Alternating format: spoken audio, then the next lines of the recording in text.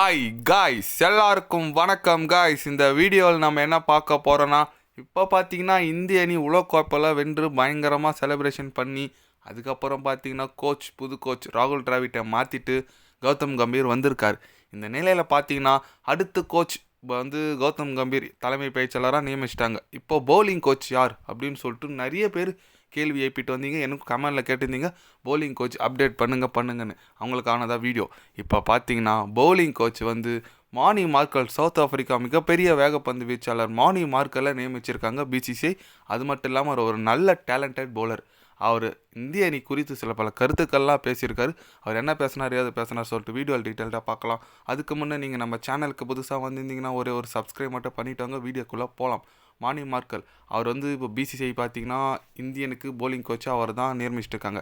அதை கேட்ட மானி மார்க்கல் என்ன சொன்னாருன்னு கேட்டிங்கன்னா, நான் இந்திய அணிக்கு பவுலிங் கோச்சாக வரத்துக்கு நான் கொடுத்து வச்சுருக்கணும். கண்டிப்பாக இந்திய அணி போன்ற ஒரு தலை சிறந்த அணிக்கு நான் கோச்சாக போகிறது எனக்கு அது பாக்கியம்தான். கண்டிப்பாக நான் இந்திய அணிக்கோசரம் நல்ல உண்மையாக இருந்து நிறைய மேலும் கோப்பைகளை வெல்றதுக்கான உதவியாக இருப்பேன். என்னால் முடிஞ்ச அளவுக்கு எஃபெக்ட் போவேன். நான் வெயிட்டிங் ஃபார் இந்தியா அப்படின்னு சொல்லிட்டு நம்ம மானி மார்க்கல் சொல்லியிருக்காப்புல. அவர் சொல்கிறது பார்த்திங்கன்னா உண்மையாக அவர் ஒரு லெஜண்ட் பவுலர்னு சொன்னாங்க. சவுத் ஆஃப்ரிக்காவெல்லாம் நிறைய மேட்ச் வின் பண்ணி கொடுத்துருக்காரு. வேர்ல்டு கப்பெல்லாம் பயங்கரமான ஒரு பெர்ஃபார்மன்ஸ் பண்ணியிருக்காரு. அவர் பார்த்திங்கன்னா இதுக்கு முன்னே பாகிஸ்தான் அணிக்கு பவுலிங் கோச்சாக இருந்தார். பாகிஸ்தான் அணியும் மோசமான ஒரு தோல்வி அடைஞ்சனால அவங்க டீம்லேருந்து மாறி இப்போ பார்த்திங்கன்னா இந்திய அணிக்கு வந்திருக்காரு மானி மார்க்கல். கண்டிப்பாக நல்ல ஒரு ஃபாஸ்ட் பவுலருங்க, டால் பவுலர். அவர் வந்திருக்கிறது ரொம்பவே மகிழ்ச்சியாக இருக்குது. முன்னாள் கொல்கத்தா வீரர் கூட சொல்லலாம். கௌதம் கம்பீருக்கும் அவருக்கும் நிறைய லிங்க் இருக்குது. அதனால் பயங்கரமான ஒரு பேர் செட் ஆயிடுச்சுன்னு சொல்லலாம்.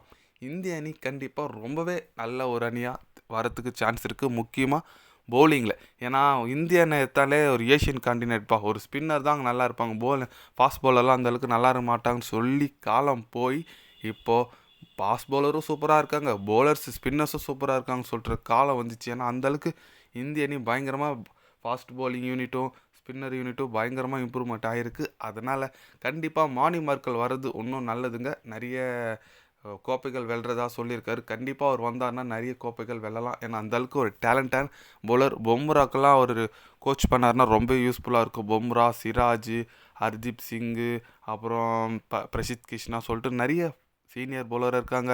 அப்புறம் யங் பவுலர்ஸ் நிறைய பேர் இருக்காங்க. அவங்களுக்கெல்லாம் இவர் கண்டிப்பாக ரொம்பவே யூஸ்ஃபுல்லாக இருப்பார் ஃபாஸ்ட் பவுலிங் ட்ரிப்ஸ் கேட்கறதுக்கு. அதனால் கண்டிப்பாக இந்திய அணி மேலும் வர நிறைய ஐசிசி கோப்பை வரதுனால கௌதம் கம்பீர் மானி மார்க்கல் பேர் கண்டிப்பாக ரொம்பவே நல்லாயிருக்கும் நான் நினைக்கிறேன். நீங்கள் சொல்லுங்கள், மானி மார்க்கல் பவுலிங் கோச்சாக வந்திருக்குது பற்றி நீங்கள் என்ன நினைக்கிறீங்கன்னு சொல்லிட்டு ஒரு கமெண்ட் பண்ணிவிட்டு போங்க. இது போன்ற ஸ்போர்ட்ஸ் நியூஸை தெரிஞ்சுக்கணுன்னா சேனலை சப்ஸ்கிரைப் லைக் ஒன்று பண்ணிக்கோங்க. கண்டிப்பாக கிரிக்கெட் பற்றி day by day channel update வரும். மறக்காமல் சப்ஸ்கிரைப் மட்டும் கொஞ்சம் பண்ணி வச்சுக்கோங்க. நன்றி, வணக்கம்.